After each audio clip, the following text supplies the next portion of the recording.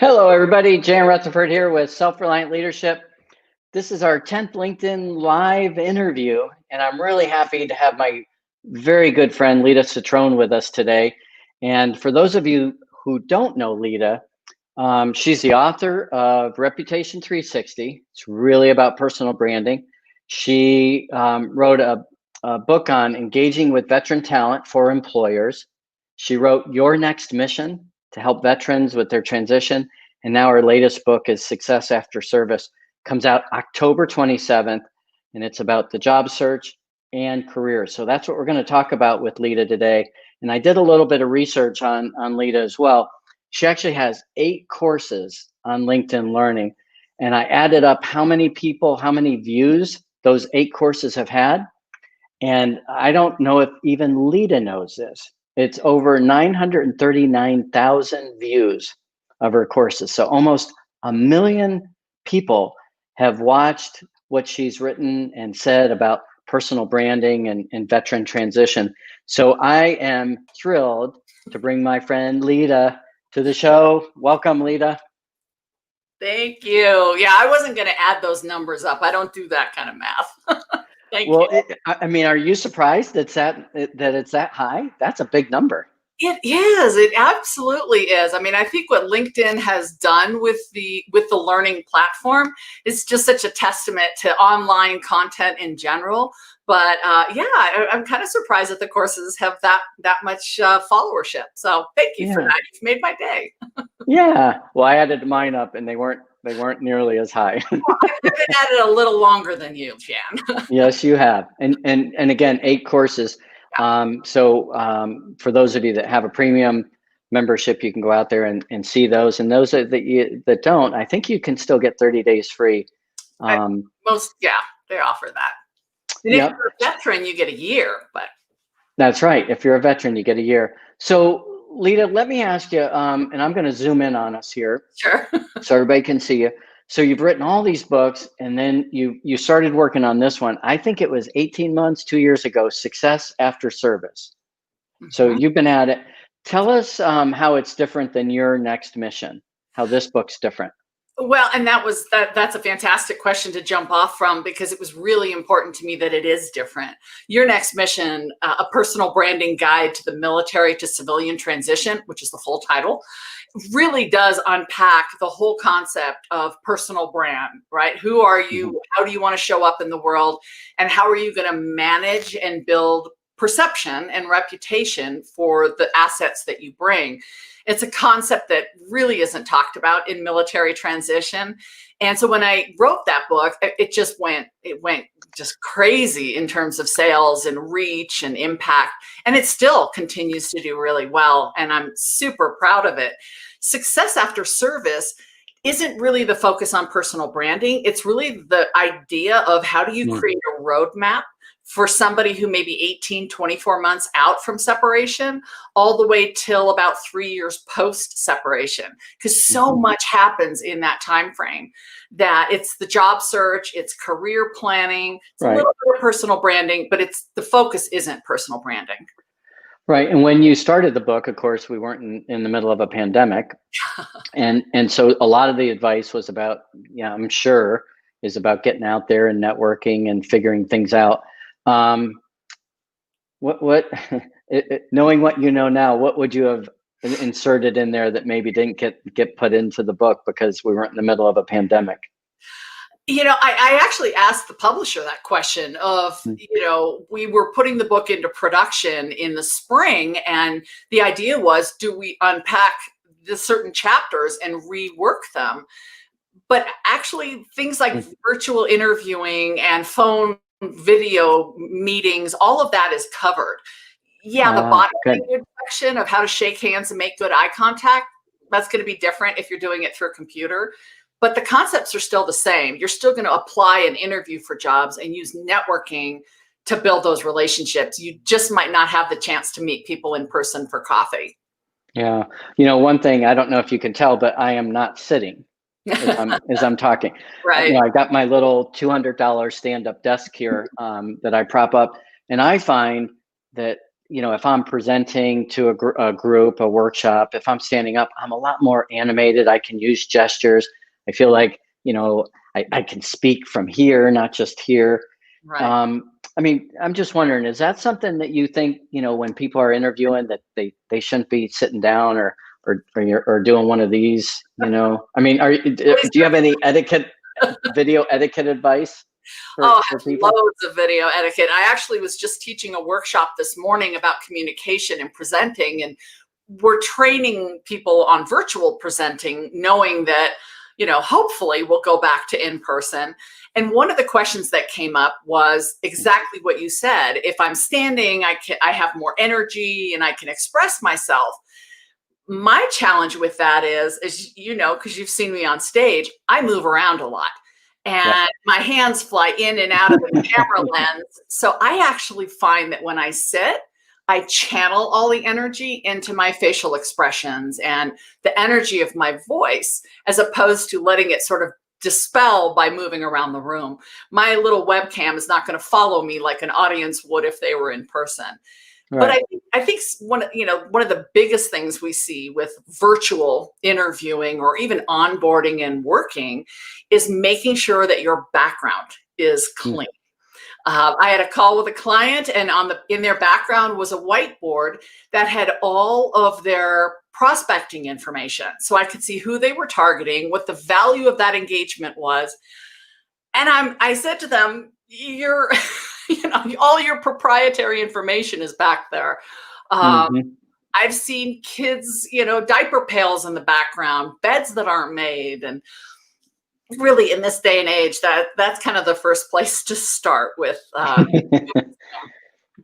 Yeah, I find when my wife and I are watching, different things, I'm listening to the person, looking at their facial expression. She's like, "What's that behind?" I mean, she always notices what's behind. Oh yeah, absolutely. Well, and Randall Ninzik just said he loves using backgrounds and different things. Let me ask you, let's go back to the Simon Sinek thing. People don't buy what you do, they buy why you do it. You have a really interesting background story that maybe some of the people watching right now don't know about. Here's Lita Citrone, a civilian who's deeply passionate about helping military veterans. And we know that that's not what pays the bills. Pays the bills are corporate clients. So, can you tell us your why, where all this comes from? It comes from, I think, a couple places. First of all, the brand values that I anchor everything into for myself and my business are gratitude and generosity. So if I find an opportunity to express what I'm grateful for and share without worrying about being compensated or somehow rewarded, that's in alignment with my brand. I also have two parents who came to this country after wars in Europe ended. My mother actually came to the US from communist Hungary. And what that taught me was, at a very early age, I learned that freedom isn't free. And she taught my brother and I that if you ever get a chance to say thank you, you do, because somebody else sacrificed so we can live in this beautiful American dream. Those two factors combined with a realization in 2009 that the skills and the services that I provide, which are very valued in the corporate and entrepreneurial space, are not being talked about in the military transition. All of that sort of created this wonderful confluence and led me to say, I think I have something that might be helpful. Right. But you also had an aha as a mom about that as well. I mean, at one point during the war, that you saw a lot of, when Americans were suffering from a lot of casualties, there were some ahas that you got as well. Well, anytime you hear of someone who's lost in service, it's, I think what civilians often forget is post 9/11, service members and veterans volunteered. We don't have a draft in this country. So military service is completely voluntary. And those mothers and fathers, let their children and embrace the fact that their children wanted to go off and serve. And if they don't come home, I can't even imagine what that would have been like. And in a small way, my helping them transition out of the military is a way of thanking them as well. Yeah. Well, I know that they appreciate that. And you've been a great supporter of our Crucible expeditions and supplying books and being a sponsor for a lot of what we've done. And those veterans that we've given books to really appreciate it. And it means so much more to them than someone just saying simply, thank you for your service. I mentioned before we went on that I had a few advanced questions we got. That's and one great. of them is from a great fan of ours from the Leadership Podcast, Peter A. Arthur Smith. He's a former British Army officer, and he asked about, basically what's the responsibility that the military has? They're really good, as we all know, of turning civilians into soldiers, airmen, sailors, Marines, Coast Guardsmen. But they're not very good at all at turning people back into civilians. What responsibility does the military have, and are you seeing progress there in their work toward that transition? And it was an interesting question I actually encountered 10 years ago when I was trying to figure out where the pieces to this puzzle were. And I decided not to fight the battle, if you will, of trying to get the military to understand there was a disconnect here. I looked at where the money was, and the money is corporations. Mm-hmm. The military, you're right, they train people to come in and complete a mission, and that's their mission. I believe it's corporate and entrepreneurs and people that want to take advantage of those skills and resources when they come out that should also invest in that process. But I think what it also begs is a question of who do you fix, right? Do you fix the veteran or do you fix the employer? Because the disconnects are there, and we know that. And you and I, Jan, we have listed them out hundreds of times, but it really isn't about fixing one and then the problem solved.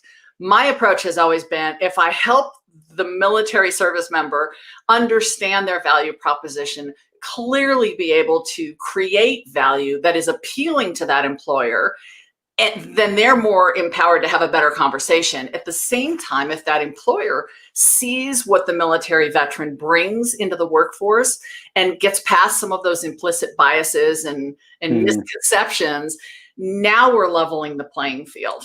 And that's really where I've taken more of the approach instead of trying to fix the military. I do think they're constantly making improvements. Yeah. I don't know if it's there yet because I'm not going through that. I teach in the TAP class here at the Air Force Academy.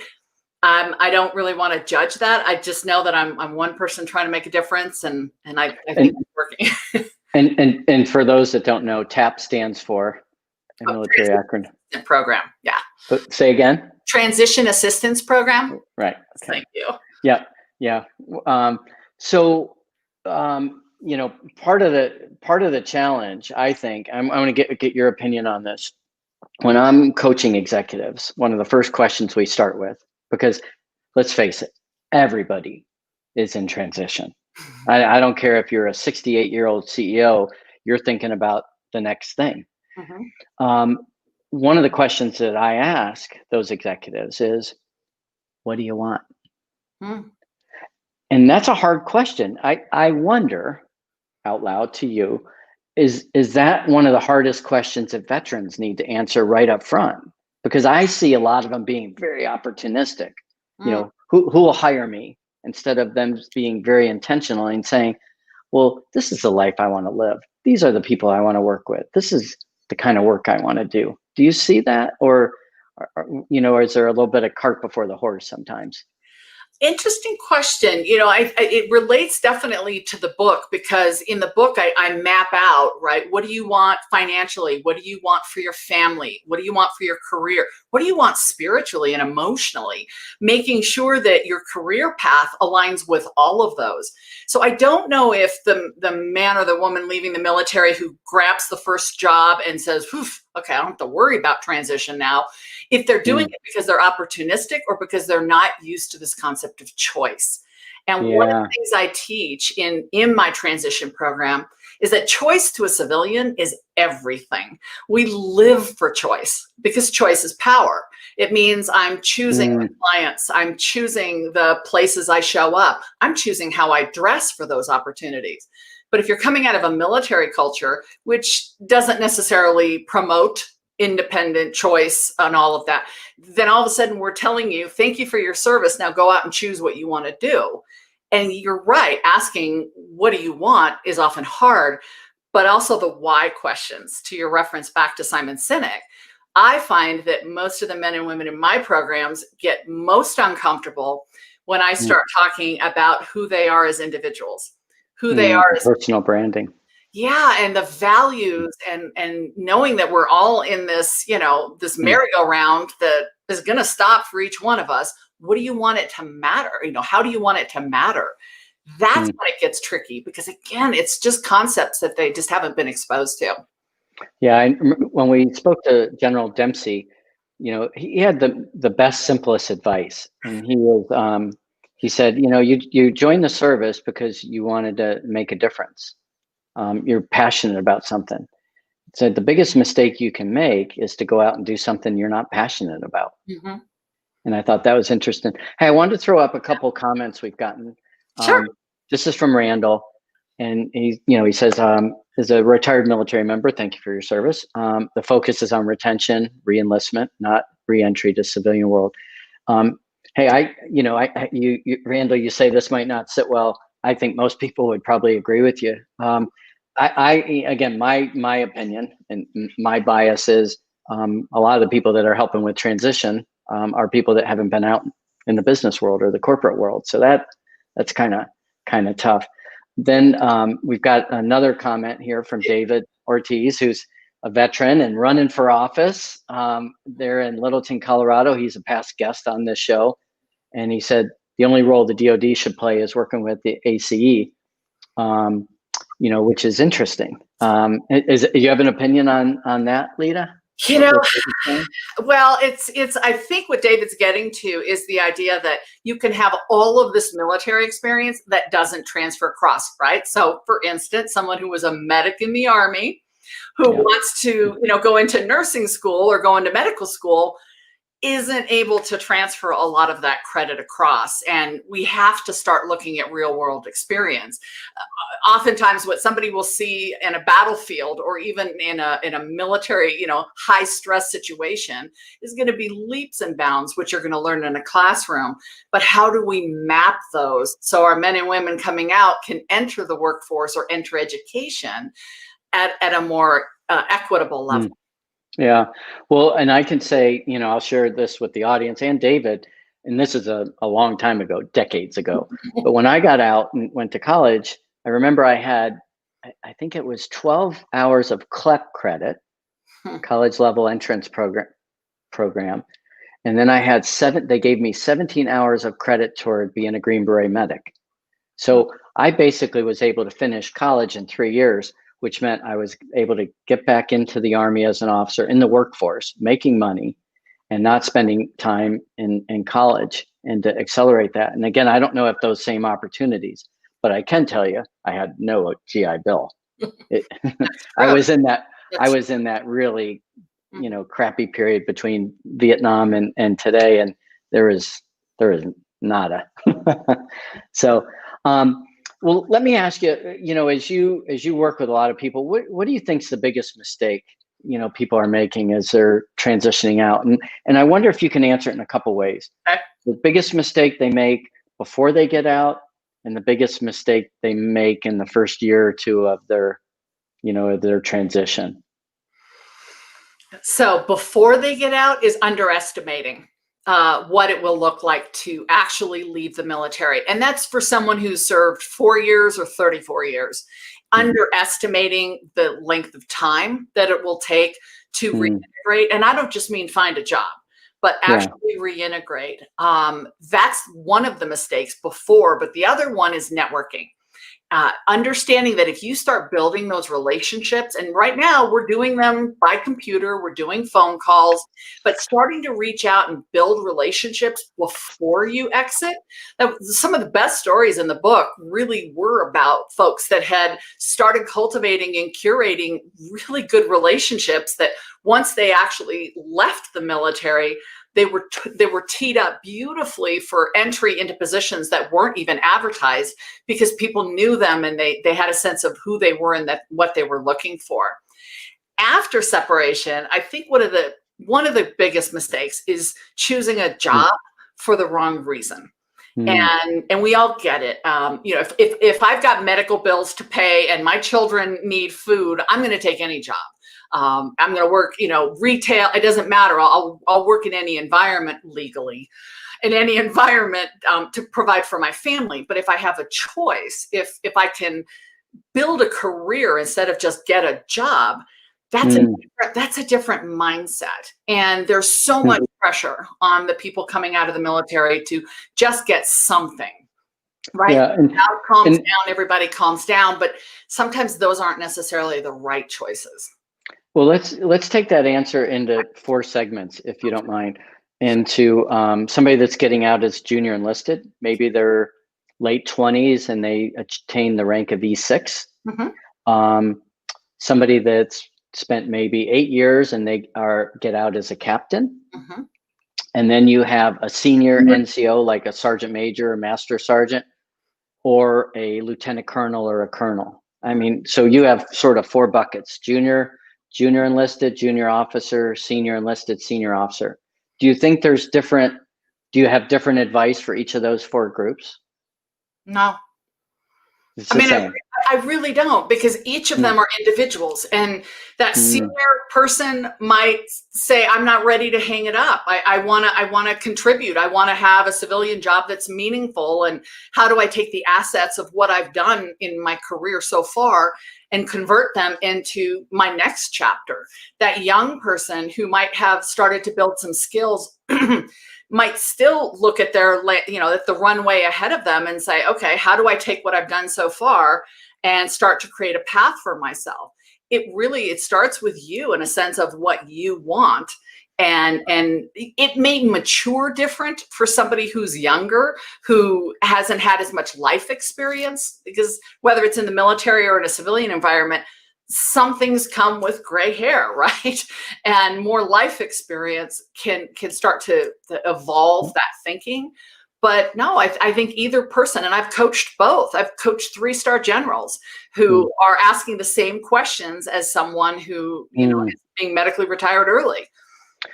With your perspective with the employers that are looking at talent, do you think they view those 4 different categories differently? I mean, is one more attractive? Is one easier than another? I think what's interesting with the employers that I'm working with is there's often what they don't know. So they'll see certain titles, and there's a cachet, because I remember seeing a movie where somebody had that title and they were bossing people around. So I'm assuming that title is really impressive, but they don't necessarily know what it means. And that's just an education piece. But keep in mind, somebody with a higher rank coming into the civilian sector may or may not want a higher rank position in the corporate world. Some people just want something that's a little bit easier or not as much pressure or accountability. But the employers need to be educated. And I think the title or the rank is one piece, but whoever's going to sit in front of them and say, this is who I am, this is what I understand about the company and what you're looking for, and here's how what I did in the past lines up with what you're looking for, and here's what we could expect to create in the future. That's value proposition. And whoever can articulate that, I think, has an advantage. Yeah. I was just thinking about the question I asked you about the biggest mistake I think people make. And I want to bounce this off you, because this is my observation. You've done a lot more research and spoken to a lot more people, but there's, 2 mistakes. One, you kind of hinted at it, is about networking. Most people coming from the military know how to spend money, how to manage lots of dollars of equipment, but they don't understand how to make money. how to generate demand, how to sell something, even though they all have experience selling. They just don't realize it. Right. They've tried to, they spent their whole time in the military influencing other people. So that's one, is really understanding what it means to sell, and not car salesman kind of sell. Right. The other one is, and I've seen this on the Crucible oftentimes, because people are so enamored with people's military experience that they'll ask them a million questions. And I find that it's hard for some of the military folks to turn that off and get just as curious about the business world or the corporate world or another world than people are about them. Yes. And it's like, you know, and I've said to people before, they're not going to become a commando, but you're going in their world. So you need to get curious about them. Do you see that? I do. And there's actually two things that can happen with that. And I've experienced both. On the first hand, when you ask questions, and if you know how to ask good questions of somebody who's got prior military, you know how to sort of draw them out, then yes, they'll start talking. And what can happen is they tell you information that's way too much for a civilian to hear. I don't have context. I wasn't trained. Maybe I don't understand the lingo. Maybe what you're describing has become suddenly very graphic. And all of a sudden, I'm trying to figure out how to get out of a conversation. That's certainly a problem.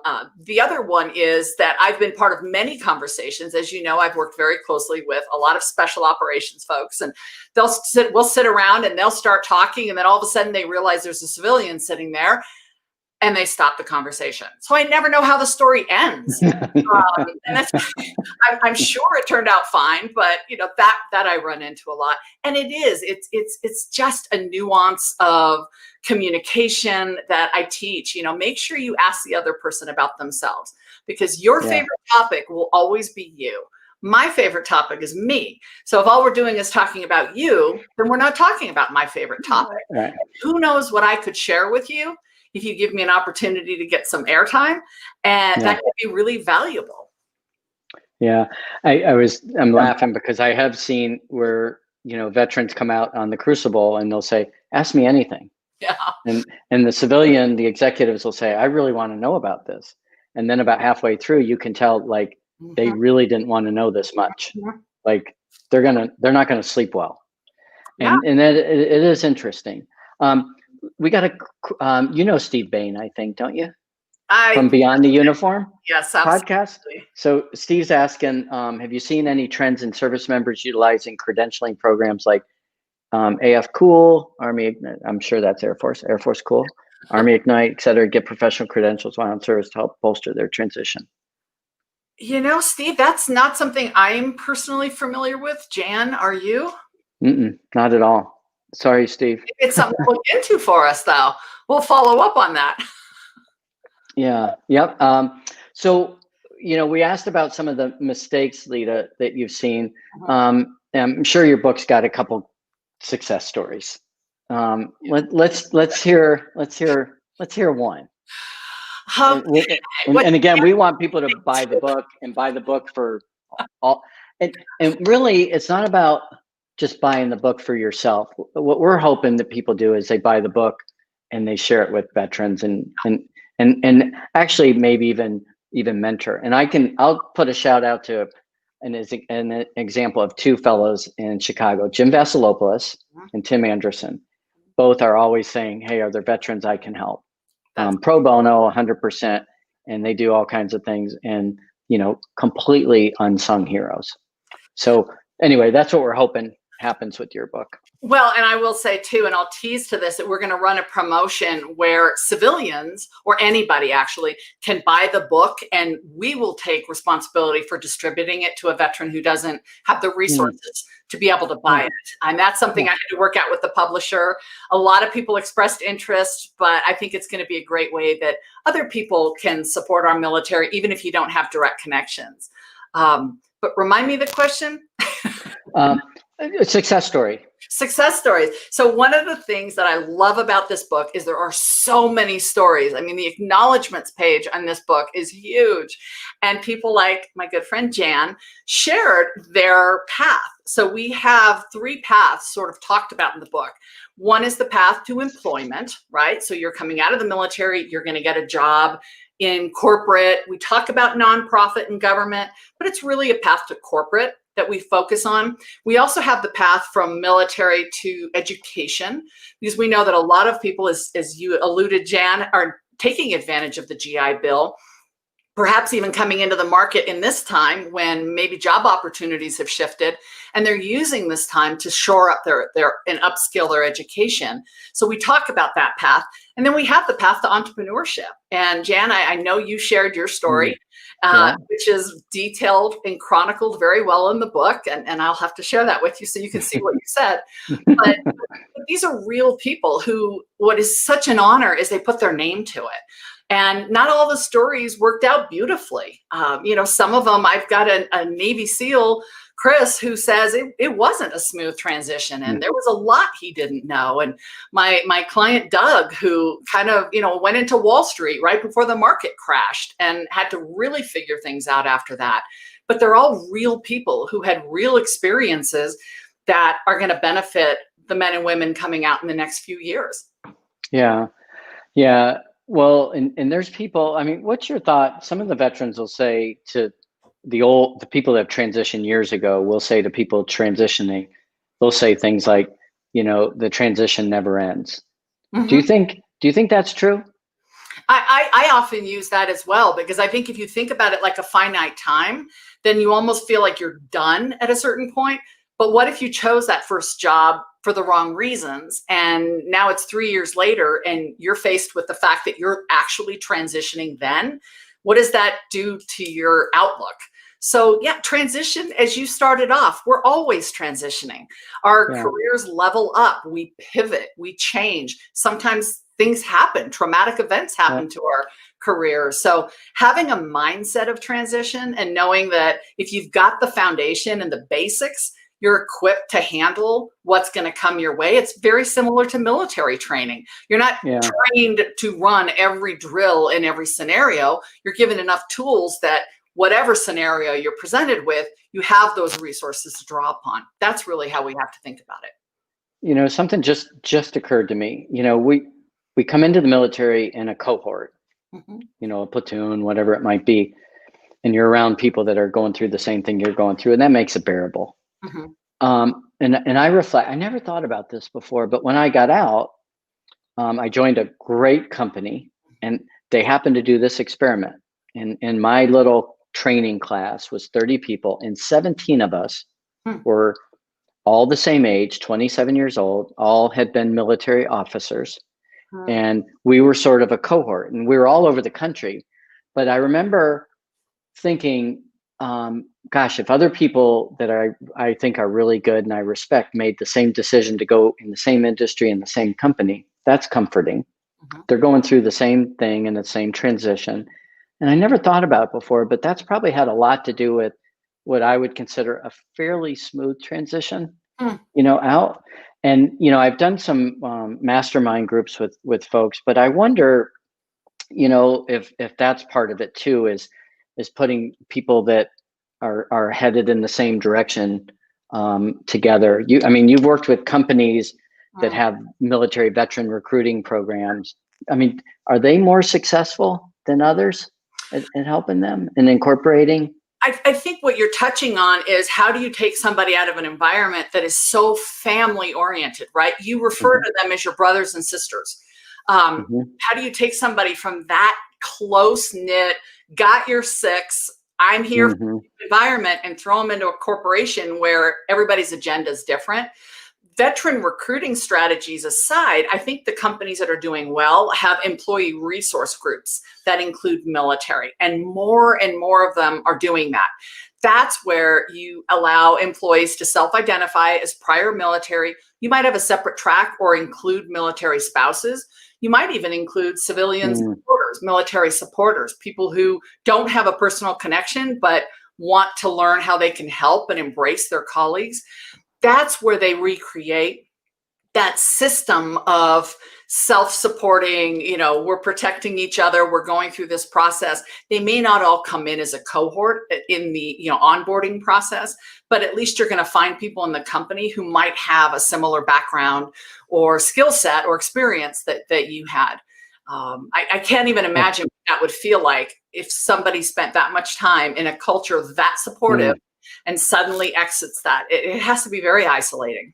Yeah, I wonder, I think you're right. And I also wonder if this pandemic is going to force people that aren't happy, staying in, they don't want to do 20 to stay in because of the economic uncertainty. Have you heard anything about that? I'm getting more and more questions. I do a lot of mentoring, as you know, and I'm getting more and more questions about, should I just take another service? Should I go full time? All these options are now on the table, whereas 7 months ago, I don't think I think they would have had the conversation for different reasons. And I don't know that it's going to be that different a year from now or 2 years from now.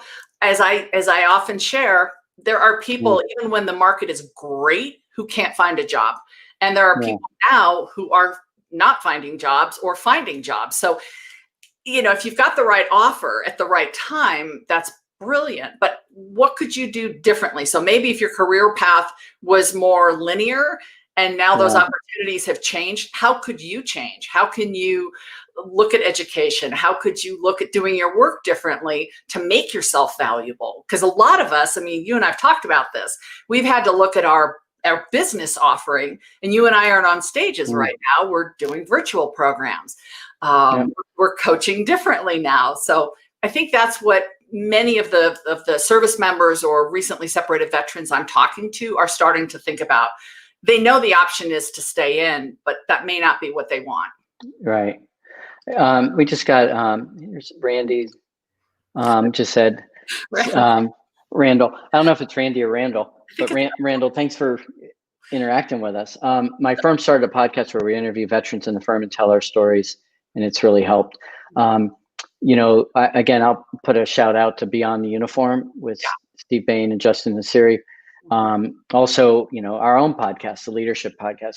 We've had probably a quarter to a third of our guests have been veterans, just trying to help get the word out. I'll also give a little plug for Randall, because he's also mentioned in the book. He works for a very large real estate firm, and he's a huge advocate for the kinds of things that we're talking about, and shared his story in the book as well. So hopefully that'll be another reason for people to check it out. Good. Well, I've got a couple more little questions, and then I want to kind of end and tie in this work with your personal branding work. And we're on LinkedIn Live, we're on Facebook, we're on YouTube, but we're on LinkedIn Live. Resume versus LinkedIn profile. What's your advice there? Yes. Because I have a bias, and I want to hear what your advice is for the veterans out there. Resume, LinkedIn profile. Well, the reason I say yes is because I think the resume is one of those necessary evils. And as a branding professional, everything I focus on is forward. A brand is always about an experience of what could come. A resume is the complete opposite. A resume looks backward and says what you've done in the past. But the reason it's an and is we need them for certain HR procedures, right? So if you're human resource procedures, if you're applying for a job, they will likely ask for a resume. They will likely ask you to upload and complete an online application.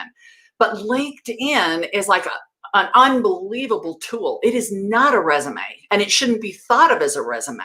It should be thought of more as a personal billboard or website where you tell your story. So they should match. And I always say, make sure your resume and your LinkedIn profile don't conflict.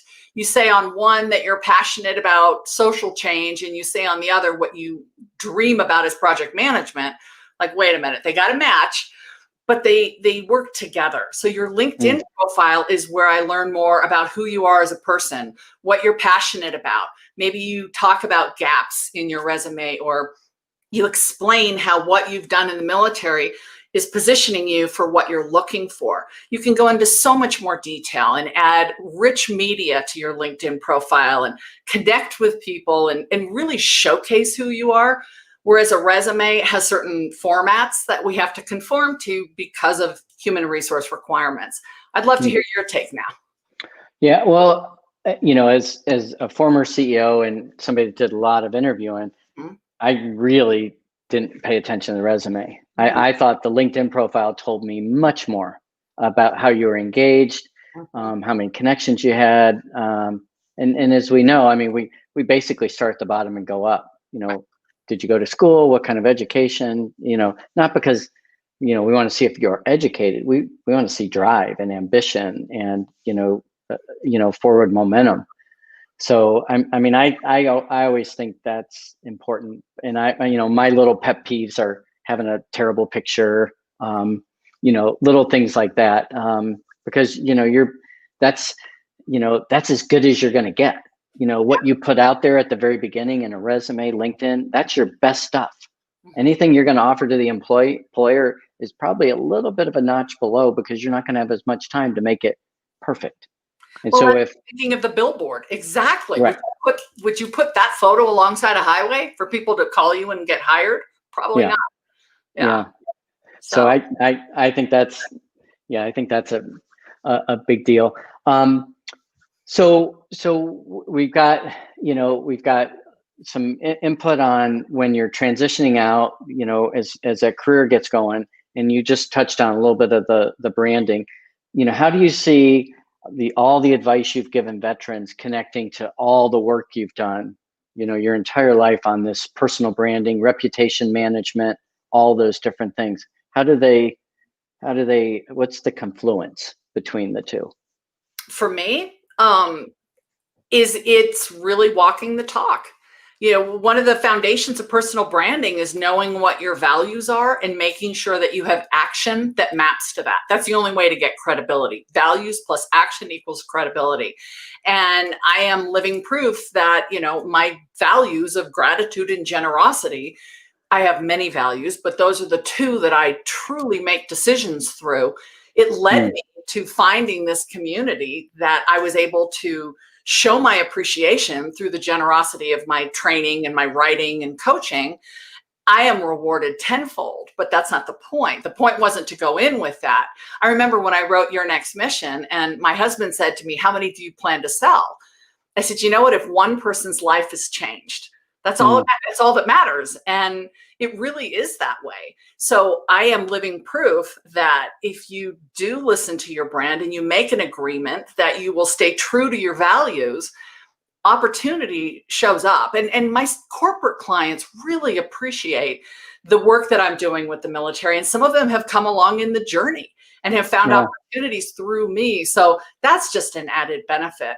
But whatever the values are that you're building credibility and reputation around, it's very important that the public see evidence of that. And I think this is just one place that they have. Yeah, it's about, what I'm hearing you say is it's about being intentional. One of the things I think that's really scary for our veterans and for a lot of people is there's so many options. It's overwhelming. When I was getting out, the recruiters basically said there's two things you can do as a junior military officer. You can go into manufacturing management, or you can go into business to business sales. And I remember literally thinking, I don't want to wear a hairnet. That's what I thought. And then I thought, well, I don't want to sell. But I mean, it literally, that was the choice. One of the things that I say to people, and I'd love for you to reflect on this and offer your thoughts, is I say to people all the time, if it were me, I mean, here's what I would do. I would have a hypothesis. I think the business world's biggest challenge is X. And then I would find a whole bunch of people that are doing jobs that I think I might like and call them up or write them or text them or LinkedIn with them and ask if I could speak with them. And I would ask them a series of questions. I would write that down. I would aggregate it. And I would have some sort of, would it validate my hypothesis about the biggest challenges? And then I would go back to those 10 people and say, here's what I found. And so then you've got a little mini research. So as you're going out and trying to get a job, you can say, hey, one of the things I did and again, nobody else has done this. I actually did a little mini research project, and I met so-and-so, and I met so-and-so, and so-and-so. And who knows? Maybe one of those 10 people would say, we got a position here. Mm-hmm. And so you're not asking anybody for a job. You're not, Right. you're just saying, I want to interview you. I want your advice. Who's going to turn down a veteran and say, no, I'm not going to talk. I'm not going to give you 15 minutes. Who's going to do that? And if they do turn you down, you don't want to talk to them anyway. What you're describing is what we call informational interviews. And when I started my business in 2008, right? Who does that? Who starts a business in 2008? I did. It turned out to be a good decision, but I didn't know at the time how hard it was going to be. But I had never started a company before, and I did exactly what you're talking about. I called anybody who had built a company. I didn't care if it was a dry cleaners, a consulting business, a widget manufacturer. And I did exactly that. And I asked a series of same questions so I could get the data points that would help me create a plan. I threw out the extremes, and that's where I learned how to build a business. And we talk about informational interviews. If you're applying to a company, there are people on LinkedIn who work at that company or have worked at that company who would probably be happy to tell you what it's like to work there, what helps people succeed, why people leave, and what you might have as additional narrative going into an interview. Absolutely. Informational interviews, and you're not asking for a job. It's very important you stay to that contract. Yeah. And I did that. Over 30 years ago when I was getting out, I did those, and I remember they were called informational interviews. Well, let me just remind everybody, Lita's book comes out October 27th, and you can pre-order it now, and you can go through Lita360, right? Is your website.com? Or just go to Amazon. Just go to Amazon, get on the pre-order, and everybody's got an Amazon account, it seems these days, or through Lita360, but I'll probably reroute you. So. Yeah. Well, let me give you sort of the last word, Lita, if you could. How would you, what would you leave as a final thoughts and or challenge to, the audience listening and the veterans that are in the midst of transition? The final thoughts I would have are something that was told to me a long time ago. And that is that somebody coming out of the military isn't looking for charity, not looking for a handout or special treatment. That you're used to hard work, you're used to being resilient and adapting and pivoting and adjusting. But what's really important is finding something that's meaningful. And you deserve it probably more than anybody because of your service and sacrifice to protecting our freedom in this country. So I hope you would take the time, really think about what you want, but also why. Why do you want that thing?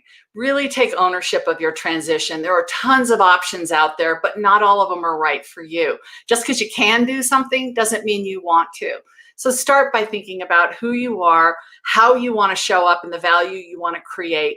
And then let us help you find those opportunities through networking, through relationship building, and by making sure we can find you when those opportunities hit. And thank you for your service. Awesome, Lita. Thank you so much. And again, you know how to reach us, and we appreciate you listening. And Lita, thank you for your service. Thank you. Well, thank you, Jan. You did the hard job, not me. I appreciate it. All right. We'll see you later. Thanks.